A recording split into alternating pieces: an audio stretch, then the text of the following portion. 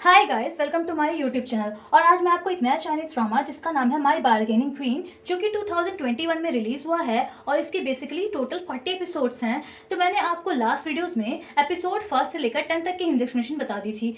तो जिन्होंने मेरी लास्ट वीडियोस नहीं देखी है, पहले वो वीडियोस देख के आओ, तभी आपको इस वीडियो की हिंदी एक्सप्लेनेशन समझ में आएगी। तो बेसिकली इस वीडियो में मैं आपको एपिसोड 11 से लेकर 15 तक की हिंदी एक्सप्लेनेशन बताऊंगी।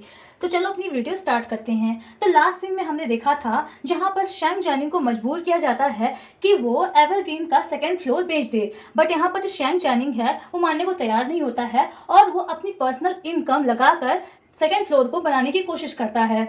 अब नेक्स्ट सीन हम देखते हैं जहां पर होटल में व्यूअर आया होता है, मतलब होटल को इन्वेस्टिगेट करने आया होता है और यहाँ पर होटल के किसी भी आदमी को नहीं पता होता है कि वो व्यूअर कौन है। अब यहाँ पर शैंग जानिंग का असिस्टेंट होता है, वो शा चियान की हेल्प मांगता है और कहता है कि वो कुछ दिन के लिए अपना रूप बदलकर कोरियन गर्ल बनकर इस होटल में रहे और उस व्यूअर को फाइंड करे, मतलब उस इन्वेस्टिगेटर को फाइंड करे जो इस होटल में इन्वेस्टिगेट करने के लिए आया है।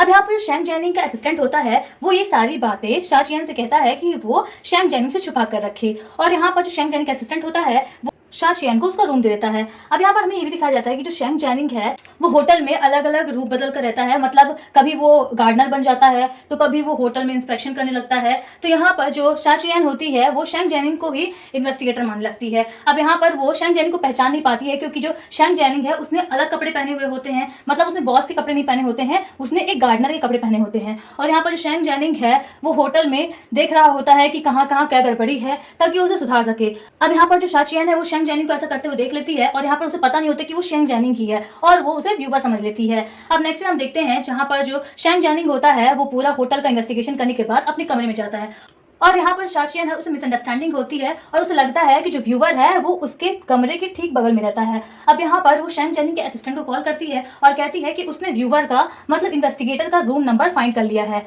अब नेक्स्ट हम देखते हैं जहाँ पर शैंग जैनिंग का जो असिस्टेंट होता है वो उसी रूम नंबर में जाता है जहाँ पर शा चियान ने बताया था कि वहाँ पर व्यूअर रहता है। अब यहाँ पर जब डोर खुलता है तो वो देख के चौंक जाता है क्योंकि वो बेसिकली जो शा चियान ने जिसको बताया था कि वो व्यूअर है वो बेसिकली शैंग जैनिंग होता है। और यहाँ पर शैंग जैनिंग असिस्टेंट से पूछता है कि वो यहाँ पर क्या कर रहा है। अब यहाँ पर जो असिस्टेंट है वो कुछ भी नहीं कहता है। अब नेक्स्ट हमें दिखाया जाता है जहाँ पर जो शैंग जैनिंग के असिस्टेंट होता है वो क्लैरिफाई करता है शा चियान को कि वो शैंग जैनिंग है, वो व्यूअर नहीं है, मतलब वो शैंग जैनिंग है। अब यहाँ पर शैंग जैनिंग का असिस्टेंट है वो फिर से शा चियान को ट्राई करने के लिए कहता है। तो नेक्स्ट हम देखते हैं जहाँ पर शा चियान होती है वो अपने कपड़े, मतलब अपना रूप बदलकर होटल में घूम रही होती है और व्यूअर, मतलब इन्वेस्टिगेटर को फाइंड कर रही होती है। अब यहाँ पर जो शैंग जैनिंग होता है वो शा चियान को ऐसा करते हुए पकड़ लेता है। तो नेक्स्ट हम देखते हैं जहाँ पर शैंग जैनिंग का जो असिस्टेंट होता है वो सारी बातें बताता है कि उसने ही शा चियान को फोर्स किया था कि वो व्यूअर को फाइंड करे। अब नेक्स्ट हमें दिखाया जाता है निंग मिंग, जो कि शैंग जैनिंग की सिस्टर है, और निंग मिंग का बॉयफ्रेंड जिसका नाम है हे जिचून का। तो यहाँ पर हमें दिखाया जाता है कि जो निंग मिंग होती है वो शादी के दिन से ही हे जिचून के ऊपर शक करने लगती है और यहाँ पर वो हे जिचून की सारी पर्सनल चीजें देखने लगती है, फाइंड करने लगती है। यहाँ पर वो सारे डॉक्यूमेंट देखने लगती है, हे जिचून का मोबाइल नंबर जो होता है उसे देखने लगती है कि वो किसी और से बात तो नहीं करता है। अब यहाँ पर जो हे जिचून है वो ये सब जान जाता है और यहाँ पर वो निंग मिंग को समझाने की कोशिश करता है। अब नेक्स्ट हमें दिखाया जाता है जहाँ पर जो निंग मिंग है वो डिसाइड करती है कि शादी वाले दिन जो उसकी कस्में रह गई थी, मतलब उन दोनों ने, जो निंग मिंग और हे जिचून ने शादी तो की थी बट उन्होंने कस्में नहीं ले पाए थे, तो वो फिर से शादी करेंगे और अपनी कस्में लेंगे। अब यहाँ पर वो हैबो को कॉल करती है और सारी बातें बताती है। इसके बाद वो हैबो को कहती है कि वो सारी प्रिपरेशन करे। तो यहाँ पर जो हैबो है वो कहता है कि उसे शैंग जैनिंग से पहले बात कर लेनी चाहिए, बट यहाँ पर जो निंग मिंग है वो कहती है कि अगर शैंग जैनिंग को पता चलेगा तो वो उसके ऊपर बहुत ही गुस्सा होगा और यहाँ पर जो हैबो है वो राजी हो जाएगी। अब नेक्स्ट में दिखाया जाता है जहाँ पर शैंग जैनिंग को जब पता चलता है कि उसके असिस्टेंट ने ये सब किया था, मतलब उसने ही शा चियान को फोर्स किया था कि वो होटल में रूप बदल कर रहे और व्यूअर को फाइंड करे, तो इसीलिए वो रिग्रेट फील करता है। अब नेक्स्ट में दिखाया जाता है जहाँ पर जो शैंग जैनिंग है वो शा चियान से माफी मांगता है और उसके बाद वो शा चियान से कहता है कि उसने जो कार डीलर का कॉन्ट्रैक्ट छोड़ दिया था उसे फिर से कंटिन्यू करे और यहाँ पर जो शा चियान है वो ये बात मान जाती है। अब नेक्स्ट में दिखाया जाता है जहाँ पर शैंग जैनिंग शा चियान को ऑफर करता है कि वो उसे घर तक उसे छोड़ दे। तो यहाँ पर जो शा चियान है वो कहती है कि उसे अपने मदर की शॉप में जाना है। अब नेक्स्ट में दिखाया जाता है जहाँ पर शैंग जैनिंग शा चियान को उसकी मदर के पास छोड़ता है, मतलब उसकी शॉप के पास छोड़ता है और यहाँ पर जो उसकी मदर होती है वो बेसिकली शा चियान को बहुत ही फोर्स कर रही होती है कि अब उसकी एज हो गई है और उसे मैरी कर लेना चाहिए। तो यहाँ पर वो इससे बचने के लिए, मतलब अपनी मदर की बार बार फोर्स करने से बचने के लिए लिए शैंग जेनिंग को कहती है कि वो उसके साथ एक रोल प्ले करे, मतलब वो दोनों एक दूसरे के नकली बॉयफ्रेंड और गर्लफ्रेंड बनेंगे। और यहाँ पर जो शा चियन है वो अपनी मदर को झूठ कहती है और कहती है कि जो शैंग जेनिंग और वो दोनों लव में हैं। और यहाँ पर जो शा चियन की मदर होती है वो उन पर विश्वास कर लेती है।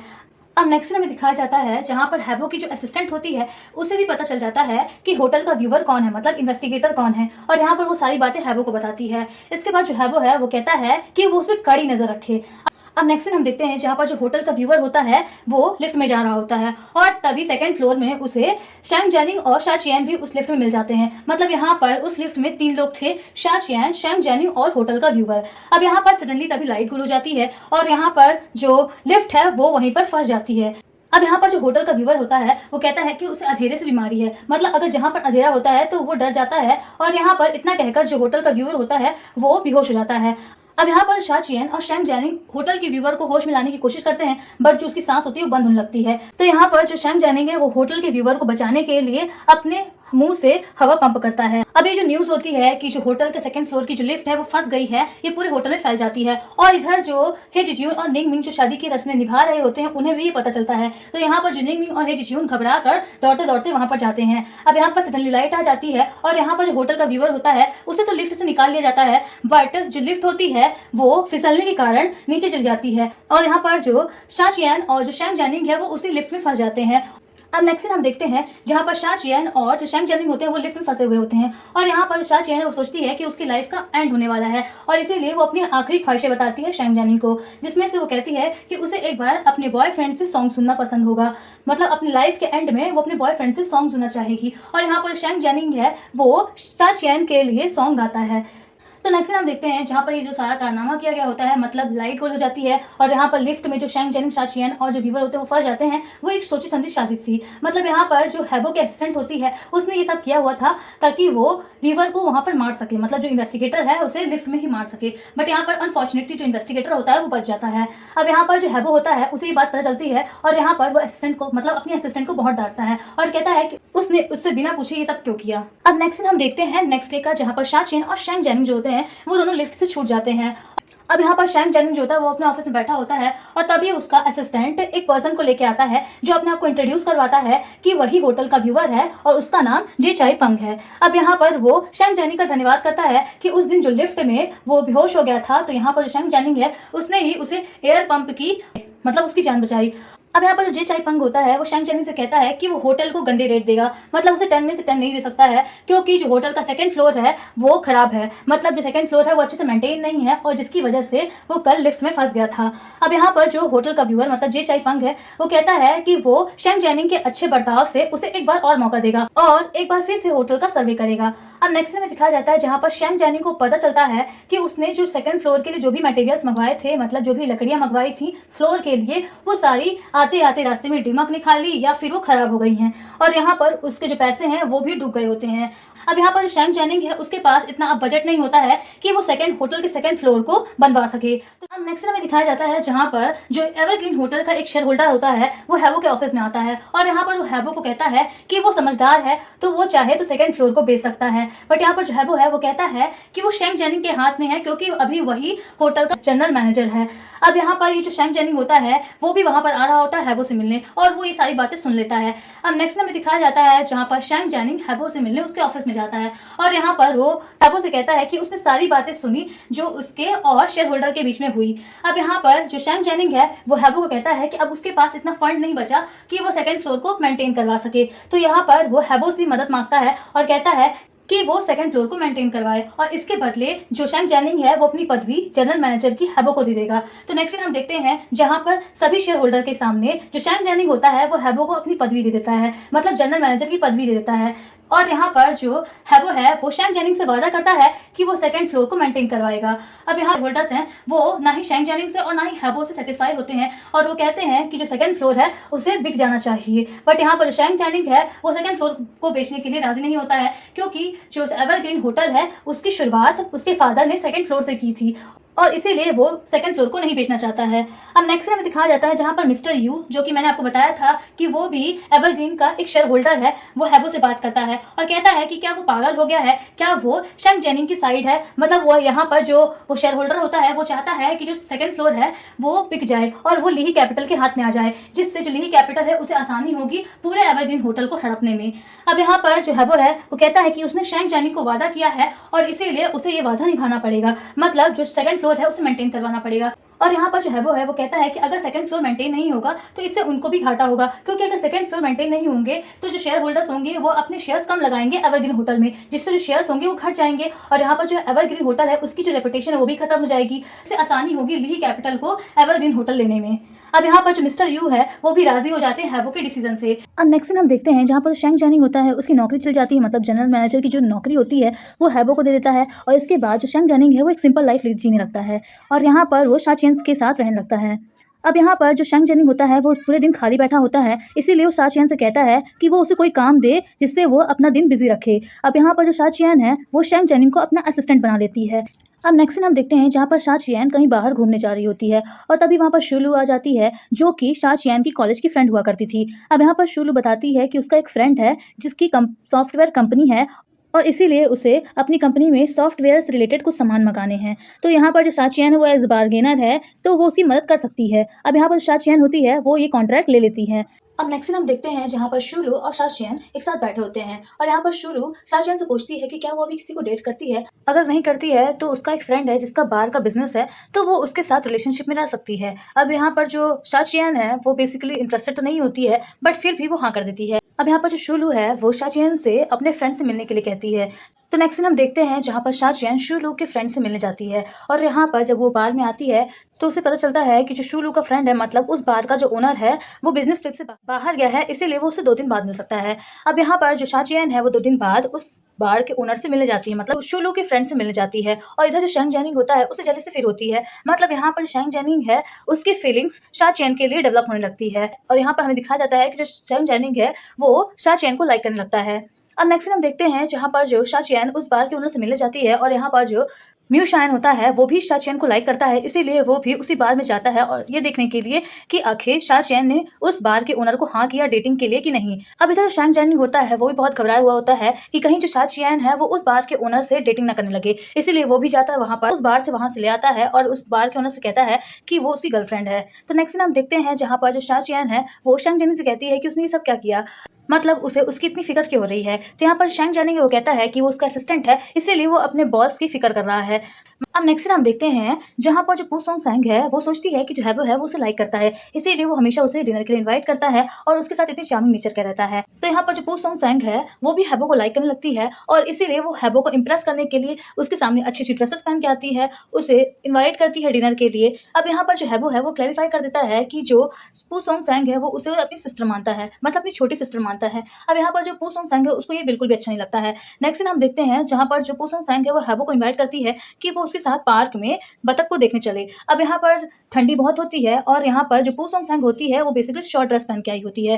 तो यहाँ पर जो हैबो है वो कहता है कि उसे ठंड लग जाएगी क्योंकि उसने इतनी छोटी ड्रेस पहनी है। अब यहाँ पर जो हैबो है वो कहता है कि आज वो लोग बतख नहीं देखेंगे और इसके बाद हैबो उसे उसके घर ले जाता है। अब नेक्स्ट हमें दिखाया जाता है नेक्स्ट डे का, जहाँ पर जो पू सोंग सैंग है उसे फीवर हो जाता है, मतलब उसे इतना फीवर होता है कि वो बिस्तर से उठ नहीं पाती है। तो यहाँ पर जो हैबो है वो उसकी देखभाल करता है। अब नेक्स्ट हम देखते हैं जहाँ पर जो हैबो है वो काम करते करते पू सोंग सैंग के ही घर में सो जाता है। अब यहाँ पर जब पू सोंग सैंग उठती है तो वो हैबो को सडनली किस कर लेती है और यहाँ पर जब हैबो उठता है तो वो पू सोंग सैंग से पूछता है कि वो ये सब क्या कर रही है। इसके बाद जो पू सोंग सैंग है वो अपनी फीलिंग्स हैबो को बताती है कि वो उसे लाइक करती है, बट यहाँ पर जो हैबो है वो कहता है कि उनके बीच में ऐसा कुछ भी नहीं होगा, मतलब जो पू सोंग सैंग है उसे हैबो अपनी सिस्टर मानता है। अब यहाँ पर जो हैबो है वो इतना कहकर वहां से चला जाता है और यहाँ पर पू सोंग सैंग है वो बहुत दुखी हो जाती है क्योंकि उसका दिल टूट जाता है। अब नेक्स्ट हम देखते हैं जहाँ पर जो शाचियन होती है वो मिस्टर वैंग को उसका बजट दिखाने जाती है। तो मैंने यहाँ पर बताया था कि जो मिस्टर वैंग है वो शुरू, मतलब जो शाचियन की फ्रेंड है उसका फ्रेंड है और यहाँ पर उसकी सॉफ्टवेयर कंपनी है।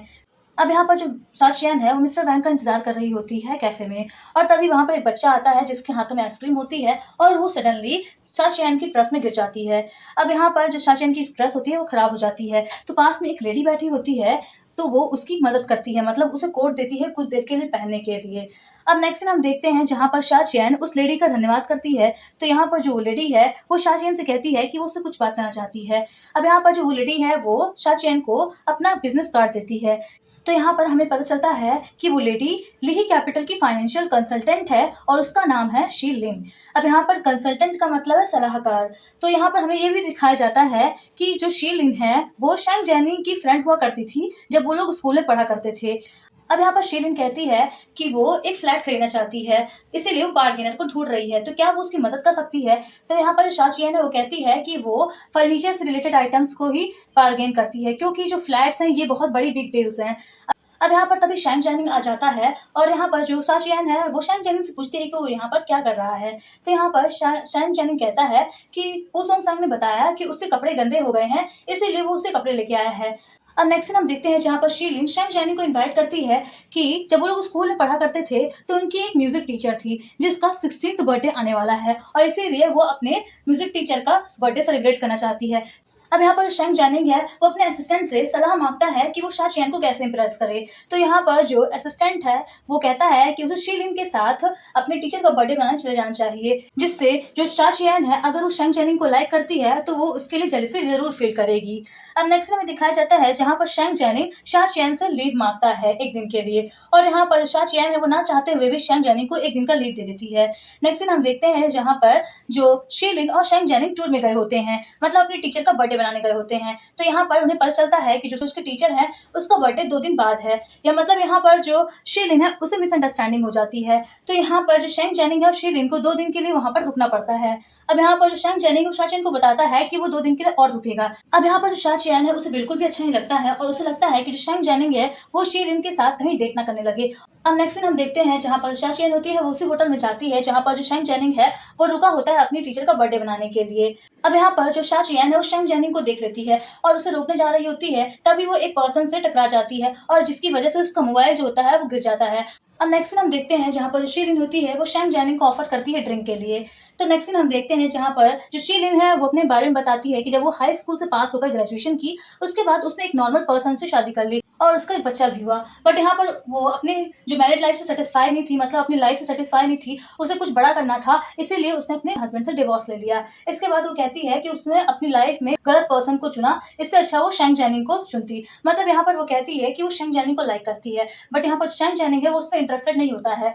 अब नेक्स्ट दिन हम देखते हैं जहाँ पर शैंग जेनिंग शाचियन को कॉल करने की कोशिश करता है, बट मैंने आपको बताया कि जो शाचियन होती है उसका मोबाइल टूट जाता है। तो यहाँ पर जो शैंग जेनिंग है वो सोचता है कि शाचियन उससे गुस्सा हो गई है, इसीलिए उसने अपना मोबाइल ऑफ कर दिया है। अब यहाँ पर जो शैंग जेनिंग है घबरा जाता है और वो रात फैसला करता है कि वो होटल को छोड़कर शाचियन से मिलने जाएगा। अब नेक्स्ट हम देखते हैं जहाँ पर शाचियन होती है वो होटल के मेंबर से शैंग जेनिंग का नाम अनाउंस करने के लिए कहती है, जिससे शैंग जेनिंग होगा अगर वो वहां पर होगा उस होटल में तो वो अपना नाम सुनकर वहां पर जरूर आएगा। और बेसिकली होता भी यही है, जब शैंग जेनिंग एयरपोर्ट के लिए निकल रहा होता है तभी वो अपना नाम सुनता है और वो काउंटर के पास आता है जहाँ पर शाचियन खड़ी होती है। अब यहाँ पर वो शाचियन से पूछता है कि वो यहाँ पर क्या कर रही है। तो यहाँ पर जो शाचियन है वो अपनी फीलिंग कन्फेस कर देती है शैंग जेनिंग को और कहती है कि वो उसे लाइक करती है और उसकी गर्लफ्रेंड बनना चाहती है। अब यहाँ पर जो शैंग जेनिंग है वो खुश हो जाता है और वो शाचियन को किस कर लेता है। अब नेक्स्ट हम देखते हैं जहाँ पर शैंग जेनिंग शीलिन से कहता है कि वो लिही कैपिटल की फाइनेंशियल कंसल्टेंट है जो कि एवरग्रीन होटल को खरीदना चाहते हैं। तो यहाँ पर जो शीलिन है वो विश्वास दिलाती है शैंग जेनिंग को कि अगर इस तरह का कोई मैटर आएगा तो वो उसमें पार्टिसिपेट नहीं करेगी, मतलब इस तरह के कोई भी मैटर में वो अपनी एडवाइस लिही कैपिटल को नहीं देगी। अब नेक्स्ट दिन हम देखते हैं जहाँ पर जो नेमी है वो अपने हस्बैंड मतलब ही जिजून पर लगातार शक करने लगती है और यहाँ पर वो कड़ी नजर रखती है जिजून पर। मतलब जो हे जिजून है वो डॉक्टर है तो उसके हॉस्पिटल के सामने ही बेकरी की शॉप खोल लेती है और उसे रोज ब्रेकफास्ट लंच देने आती है। तो यहाँ पर जो हॉस्पिटल के सिस्टर्स हैं वो तरह तरह की बातें करने लगती हैं कि जो निंग मिंग है वो अपने हस्बैंड को बांध कर रखती है, मतलब वो उसके जो हस्बैंड है वो अपने मर्जी का काम नहीं कर पाता है क्योंकि यहाँ पर जो निंग मिंग है वो हमेशा उस पर नजर रखती है और इसीलिए जो निंग मिंग है उसने हे जिजून की जो असिस्टेंट थी उसे भी ट्रांसफर करवा दिया। अब यहाँ पर जो हे जिजून है ये बातें सुन लेता है। तो नेक्स्ट हम देखते हैं जहाँ पर हे जिजून निंग मिंग को अपने पास बैठा कर समझाता है कि वो जैसा सोच रही है, मतलब जो उसके माइंड में चल रहा है कि वो उसके अलावा किसी और को लाइक करता है, ये गलत है। इसके बाद वो निंगमिंग को समझाता है कि वो रोज उसके लिए ब्रेकफास्ट और लंच लेके ना आया करे और ना ही उसके लिए इतनी केयर करे, क्योंकि वो छोटा बच्चा नहीं है। अब यहाँ पर जो निंगमिंग है उसे बुरा लगता है और हे जीजून से पूछती है कि क्या वो उसके अलावा किसी और लड़की को लाइक करता है। अब यहाँ पर जो हे जीजून है वो उसे समझाने की कोशिश करता है और कहता है कि ऐसा कुछ भी नहीं है। इसके बाद हे जीजून पूछता है कि क्या जो उसकी असिस्टेंट थी उसे उसने मतलब जो निंगमिंग है उसने ही ट्रांसफर करवाया है। तो यहाँ पर जो निंगमिंग है वो कहती है कि सुबह उसकी बेकरी शॉप में हॉस्पिटल के प्रेसिडेंट आए थे, जहाँ पर निंगमिंग ने बताया कि उसे लगता है कि जो हे जीजून की असिस्टेंट है वो हे जीजून को लाइक करती है। तो यहाँ पर शायद प्रेसिडेंट ने ही उसका ट्रांसफर करवा दिया होगा। अब यहाँ पर जो हे जीजून है वो निंगमिंग को समझाता है और कहता है कि वो इस तरह की हरकतें ना करे, नहीं तो जो हॉस्पिटल के लोग हैं वो उसके और निंगमिंग के बारे में गलत सोचने लगेंगे। अब नेक्स्ट सीन हम देखते हैं जहाँ पर शैंग जेनिंग शा चियान की मदर की शॉप में आता है और यहाँ पर वो उसकी मदद करने लगता है। तभी वहाँ पर जो शा चियान की मदर होती है उसकी एक फ्रेंड आती है और वो उसे इनवाइट करती है कि उसके पिछले हफ्ते उसकी लड़की की शादी होने वाली है, इसीलिए वो इनवाइटेड है। अब यहाँ पर जो शा चियान की मदर होती है उसकी जो फ्रेंड होती है वो शेंग जैनिंग के बारे में कहने लगती है कि जो शा चियान है उसे अपने असिस्टेंट मतलब शेंग जैनिंग को डेट नहीं करना चाहिए, क्योंकि जो शेंग जैनिंग है वो उसके लिए परफेक्ट पर्सन नहीं है। और इतना कहकर जो शा चियान की मदर की फ्रेंड होती है वो वहां से चली जाती है। अब यहाँ पर जो शा चियान की मदर होती है उसके कमर में पेन होने लगता है और यहाँ पर जो शेंग जैनिंग है वो शा चियान की मदर से कहता है कि वो रात का डिनर ना बनाए, वो उनके साथ डिनर में खाने बाहर चले। अब नेक्स्ट हम देखते हैं जहाँ पर शेंग जेनिंग शा चियान और उसकी मदर एवरग्रीन होटल जाते हैं डिनर के लिए और यहाँ पर जो शा चियान की मदर फ्रेंड होती है उसकी फैमिली को भी वहाँ पर इनवाइट किया जाता है। तो यहाँ पर अब नेक्स्ट हम देखते हैं जहाँ पर सभी लोग डिनर कर रहे होते हैं होटल पे और यहाँ पर जो शा चियान की मदर की फ्रेंड होती है वो शो ऑफ करने लगती है और शा चियान की मदर से कहती है कि उसकी जो बेटी है उसके मंगेतर का बहुत बड़ा बिजनेस है, तो यहाँ पर अगर शेंग जेनिंग चाहे तो वो वहाँ पर काम कर सकता है, मतलब उसकी बेटी के मंगेतर की कंपनी में काम कर सकता है। अब यहाँ पर जो एवरग्रीन होटल का वेटर होता है जो कि फूड सर्व कर रहा होता है वो शेंग जेनिंग को देख लेता है और ये सब वो जाकर मैनेजर को बताता है। तो नेक्स्ट हम देखते हैं जहाँ पर जो मैनेजर होते हैं वो शेंग जेनिंग के लिए स्पेशल टाइप की ड्रिंक लेके आते हैं और यहाँ पर वो कहता है कि ये सिर्फ शेंग जेनिंग के लिए है क्योंकि वो एवरग्रीन होटल के जनरल मैनेजर रह चुके हैं। अब यहाँ पर इतनी बात सुनकर जो शा चियान की मदर की फ्रेंड होती है वो चौंक जाती है और यहाँ पर फिर बात पलटने लगती है और शेंग जेनिंग से कहती है कि उसकी जो बेटी का मंगेतर है उसे भी जॉब चाहिए, तो क्या वो उस एवरग्रीन होटल में असिस्टेंट का काम कर सकता है। अब यहाँ पर जो शा चियान की मदर है वो उसे कहती है कि जो शेंग जेनिंग है अब वो एवरग्रीन होटल का जनरल मैनेजर नहीं रहा, इसीलिए वो उसकी बेटी की मंगेतर को यहाँ पर नौकरी नहीं दे सकता है। अब नेक्स्ट हम देखते हैं जहाँ पर शा चियान शेंग जेनिंग से कहती है कि उसे इतना सारा खर्चा करने की क्या जरूरत थी, मतलब जो एवरग्रीन होटल है वहाँ पर जितने भी जो फूड आइटम है वो बहुत ही एक्सपेंसिव थे, तो फिर उसे एवरग्रीन होटल में ही सबको डिनर क्यों करवाना था।